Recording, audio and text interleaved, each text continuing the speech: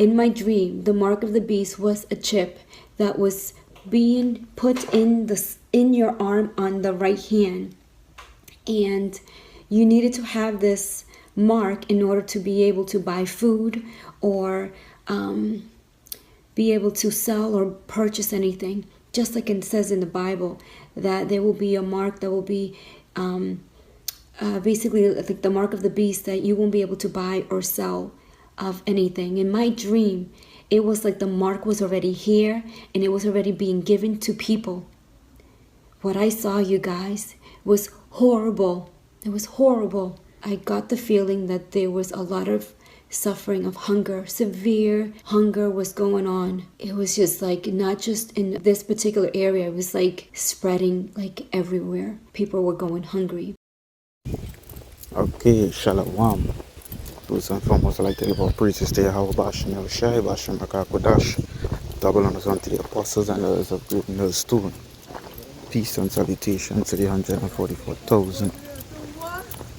This is gonna be a quick lesson here. Walk and talk. As you see the video in the beginning, you know, people having dreams, visions, and all these things about, you know, the MOTB. Right? Just give me a sec. Yes, like as I was saying, you know, people having dreams, visions, you know. Me personally have experienced a lot of people telling me about dreams, not only about the MOTB, but also the destruction of, well, our island as well as Babylon the Great. Right? But right now we're tackling the MOTB, right? Because of lately, you know, as our elders and apostles, you know, they say, you know, push this prophecy, push it, because it's right there, you know. So I'll start off with Joel 2 and 28. It says, "And it shall come to pass afterward that I will pour out my spirit upon all flesh, and your sons and your daughters shall prophesy, your old men shall dream dreams, and your young men shall see visions." Right? So this is a prophecy that's currently in effect, you know, and been in effect for a while now. You know, it's just getting more and more intense, you know. So this alone, the scripture alone within itself, you know, shows that, you know, the Bible is true, you know, because as the scripture say, we know in part and prophesy in part, right? Which means what? We know about the MOTB, for instance, right? But to the degree of how these devils gonna put it forth, or the intensity of, you know, how Jacob's trouble gonna be and all these things, we don't know, right? But we do know that the scripture says it's gonna be like a time never seen upon the face of the earth before.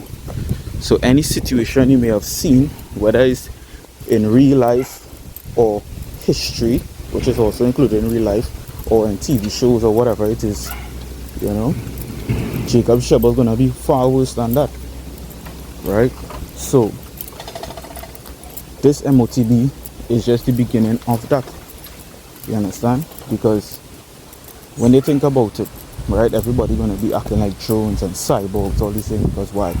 That chip that they're gonna put into you, you know, you're gonna be controlled like a robot, right? Like we always bring the example of Cyborg, you know. Think of Cyborg from Justice League, you know. He's part human, part, you know, technology, you understand? And all of his thinking is being calibrated by what? You know, the mechanics in him, you know. So the only thing about it is they make it look like it's something cool and all these things, but really and truly is these devils going to be controlling you. You understand? Not to mention, right, that they're going to be controlling everything you do, right? Because remember, the scripture talks about the Lord is the one that directs a man's steps, right? The Lord is the one that controls us. So these devils with the God complex, they want to achieve the same that same level of power, right? Through what? Through the technology and witchcraft. So when they put that chip in you now, what do you think going to happen? They want to be able to control you doing everything. So whatever it is you eat, where you drink, where you walk, where you sleep, what you think about, what you're doing, everything, they want to be able to control it. You understand? Which leads me to what? This 2 Thessalonians 2, and I think it's from verse 8. Let me see if I can get to the point here. Actually, I can start from verse 8. Let me see. No. I'm going to start from verse 3. Right? 2 Thessalonians 2 and 3, it says, let no man deceive you by any means, right? For that day shall not come, except they come a falling away first. Right? It says, and that man of sin be revealed, the son of perdition. Who is the son of perdition? Right? Esau, Edom, the so-called white man. Right? Because when you check it out all throughout history, we know these other nations had a hand in everything, but when you read Job 9 and 24, it says what? The earth is given into the hands of the wicked. Right? And who is the wicked of today? These same so-called white people. Right? The Rothschilds, the Rockefellers, the Bonds, you know? These people who operate in the shadows. People think, I mean, people like Bill Gates and Mark Zuckerberg and all these people, of course they're involved, but they're still underneath the 1%, right? Which is some of the families I just called, right? So, Salakia. Yeah, Salakia. Right? Just passing some noisy people there. But yeah. So, yeah, people like Bill Gates and Mark Zuckerberg and whatnot, they are underneath the elites as well, right? But they are the ones that being put on the forefront to think that they are the people that, you know, doing all these things, but there are people in the shadows, you know. Before I go further, let me just read this, right, in the book of Ephesians chapter 6 and verse 12, straight to the point. It says what? For we wrestle not against flesh and blood, but against principalities, against powers, against the rulers of darkness of this world, and against spiritual wickedness in high places, right? Spiritual wickedness in high places, right? These are the same families, banking families and whatnot, that does everything in secret, you know, because that's how they operate, you know. But the Lord said what in the 2 Thessalonians? The son of perdition, that man of sin, be revealed, right? Which is also a secret that the Lord revealed unto his prophets in Amos 3 and 7. Right? So when you go back to 2 Thessalonians 2, continuing down in verse 4, right? It says, who opposeth and exalted himself above all that is called power, or that is worship, so that he as the Most High sitteth in the temple of the Most High, showing himself that he is God. Right? So what do you think that really means? Right?